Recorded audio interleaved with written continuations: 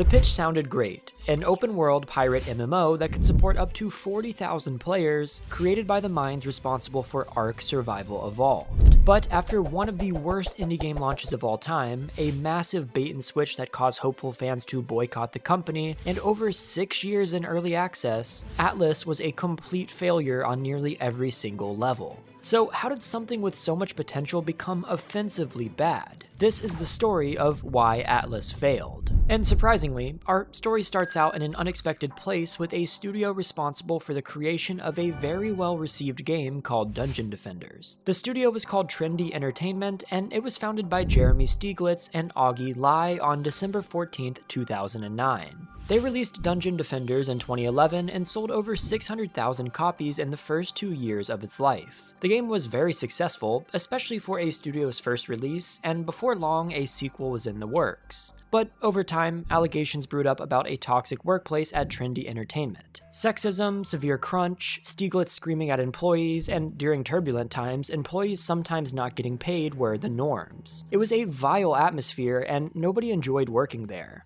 So, in response, Jeremy Stieglitz wasn't fired, but rather demoted. Eventually, he left the company after signing a non-compete agreement, which essentially meant that he wasn't allowed to work on any other games for a period of time. But even after the terms were reduced from 3 years to 1 at his request, he still violated them by poaching employees for his new company, Studio Wildcard, before the agreement ended. This led to a very messy lawsuit in late 2015. Details arose in March of 2016, with the case settling a month later, allegedly for $40 million according to Susan Stieglitz on Reddit, but the amount wasn't officially disclosed. And this brings us to the next chapter of our story, Ark Survival Evolved. Ark was developed by this new studio Wildcard, which was, again, led by Stieglitz and a guy named Jesse Rapsack. The game received mostly positive reception, but was marred with controversies. To name just a few, paid DLC while in early access with Scorched Earth, a 100% price hike upon leaving early access, and telling players that they will only add sheep in the game if it wins a Steam award. All within the span of just a few years, with many more controversies to come. That's not even getting into the many deep-seated issues of the game's design, such as the grindy gameplay where you could lose huge chunks of progress at a moment's notice, poor optimization and buggy gameplay from day one, and countless other issues that have plagued Ark Survival Evolved for years. The fanbase surrounding this game has been polarized from the very start, but that didn't stop it from becoming wildly successful and earning an estimated $500 million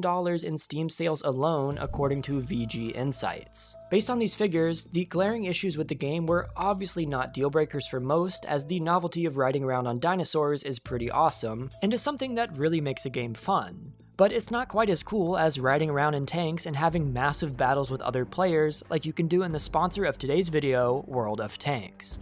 World of Tanks is a super cool game where you can barrel through open fields, climb steep hills, sneak through forests, tear across deserts, and fight other players in tank warfare across a variety of locations.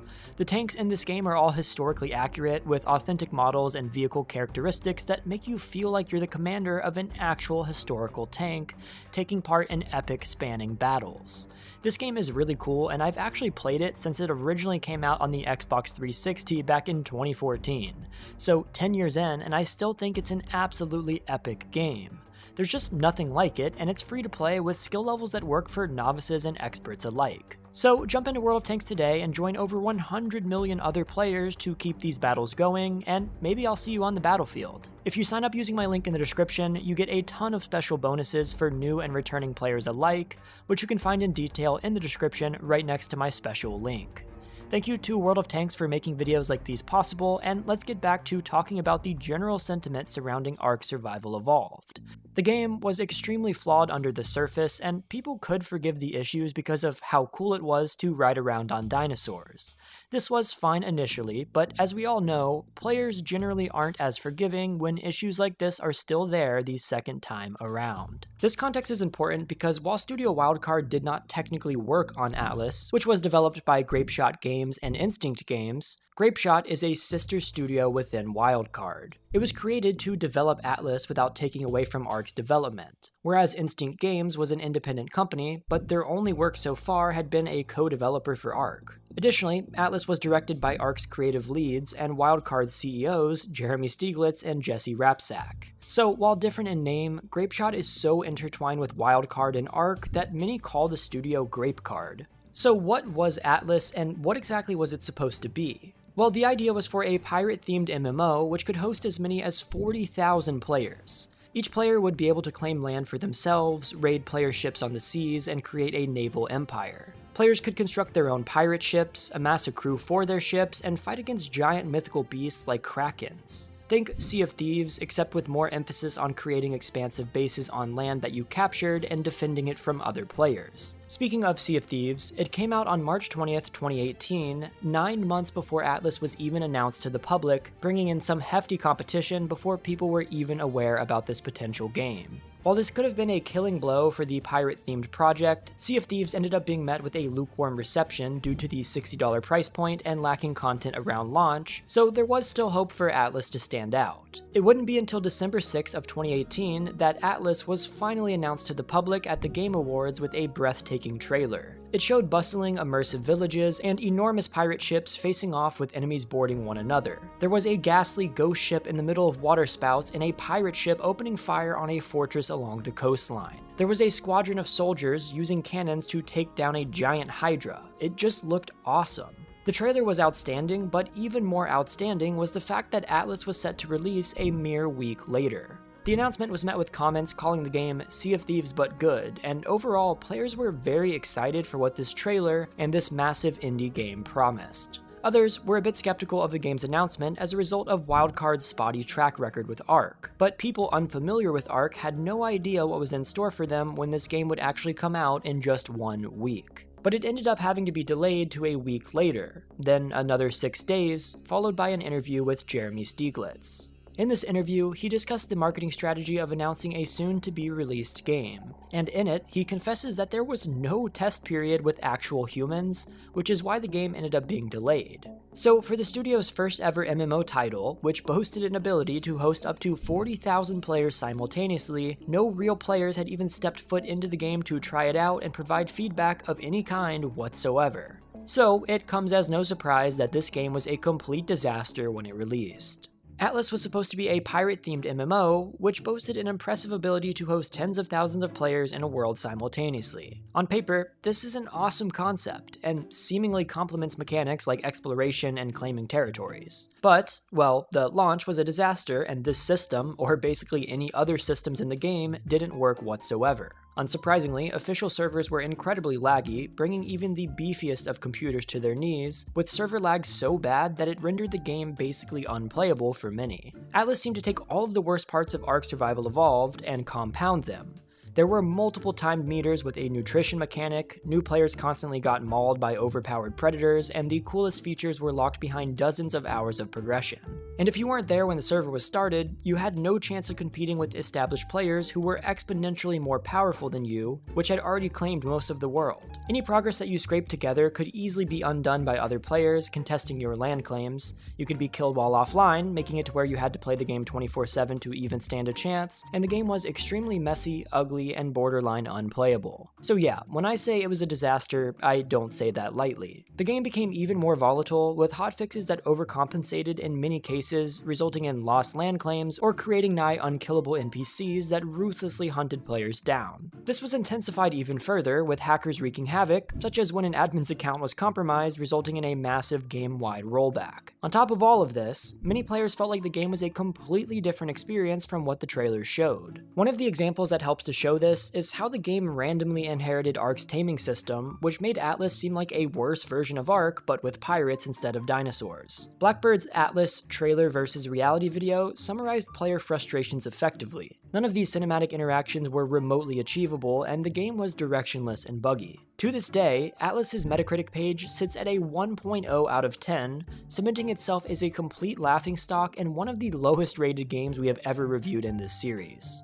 The nicest thing that anyone had to say about this game in general was that it had a good character creator and a lot of potential. But in short, players refused to give it another chance after those first impressions. The game had nearly 60,000 players on launch day, but quickly fell off to the point to where only 3 months after launch, less than 10,000 players remained. It's normal for player counts to decrease after a game's launch, but doing so to this extent is a very bad sign. Compare it to Ark's charts, where they only lost about 25% of players in that time, and, well, the outlook was quite bleak. Major updates managed to briefly bring back in a fraction of the players, but failed to keep them around. The game was bleeding players, and each update was like applying a band-aid to a cannon wound, especially since many of the updates were quite aimless. Some worked towards things that players asked for, like a single-player mode, but they also introduced cosmetic skins before features were even fleshed out, and new tameable creatures were introduced. The team couldn't decide if they wanted Atlas to be more or less like Ark, so they did what was easiest and kept adding on to the systems in place without evaluating whether they belonged or not, even if players repeatedly expressed how weird it was to have taming mechanics in a game like Atlas.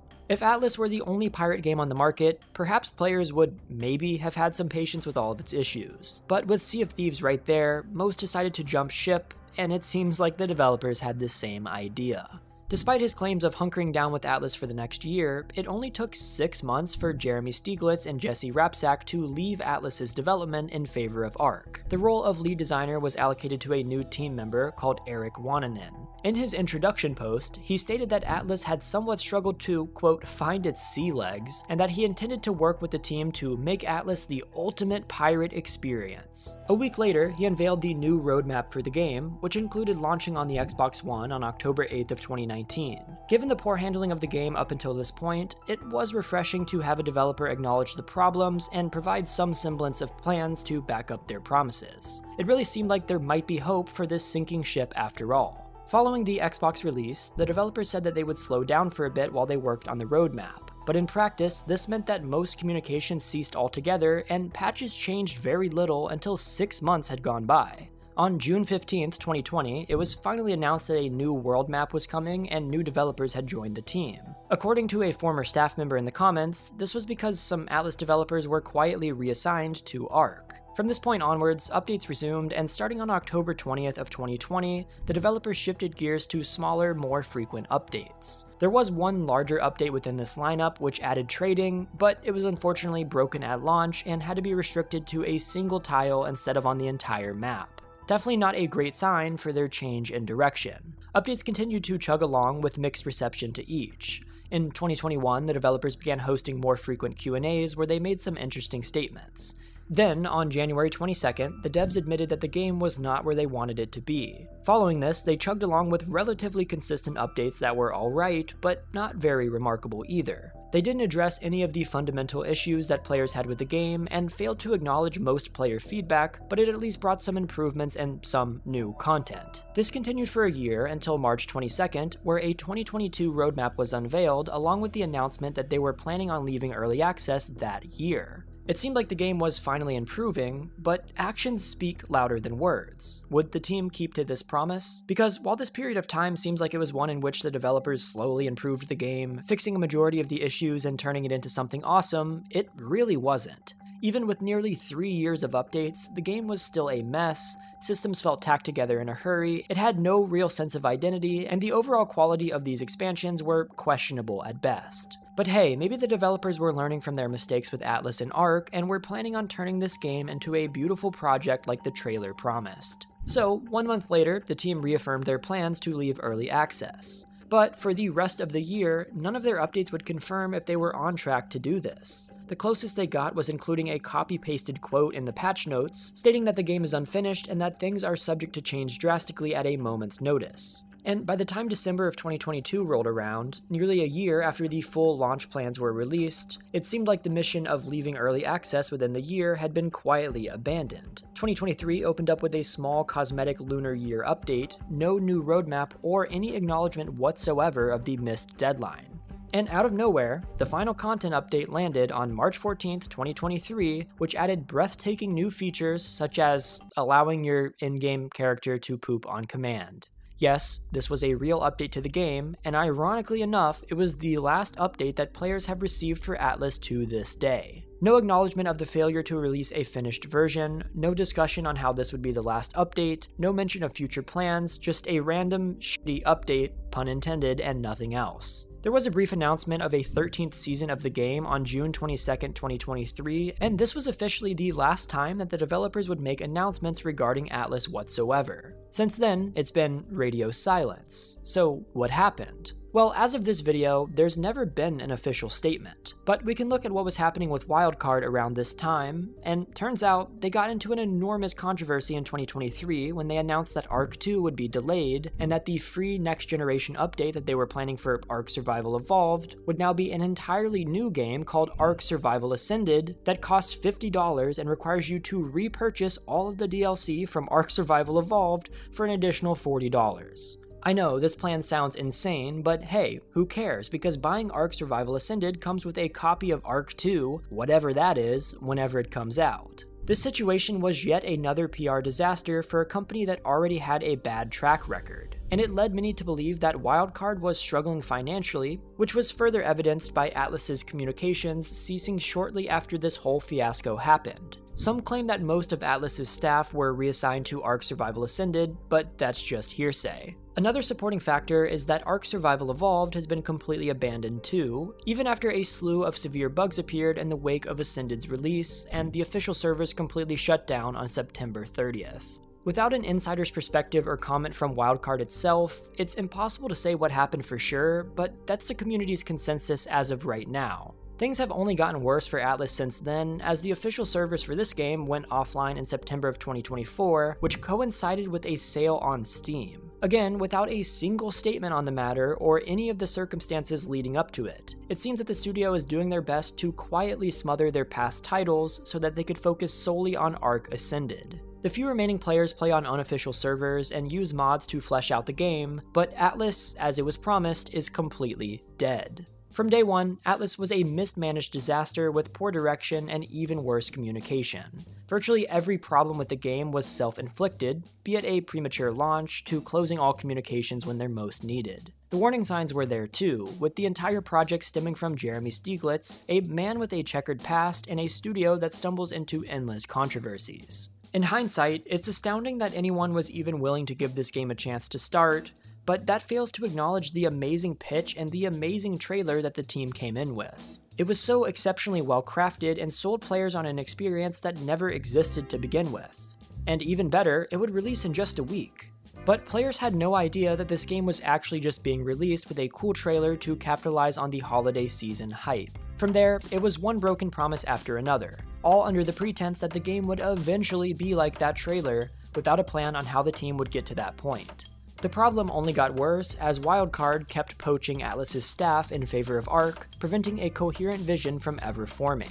And it led to 6 years of early access and over 95% of players abandoning this game for greener pastures. Did you ever play Atlas? Was it just for the rocky launch, or did you experience the updates as well? Do you think there's any potential left in this game? Let me know what you think in the comments. I will see you guys next time, and peace.